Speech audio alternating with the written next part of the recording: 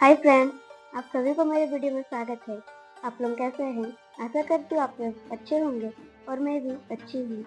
रोजाना की तरह आज भी एक नई मेहंदी डिजाइन लेकर आई हूँ, साथ में एक शायरी भी लाई हूँ। चलिए शायरी शुरू करते हैं। हाथों में तितली बन गई, हाथों में तितली बन गई, लगा नजारा यहीं खिल गई। हुई थी भोर कहीं और, हुई थी भोर कहीं और, सवेरा यहाँ हो गई। बातों बातों में सब कह दिया, कभी शायरी तो कभी मेहंदी बना लिया। सबको शुक्रिया जिसने जबाart को सब्सक्राइब कर लिया। Thank you.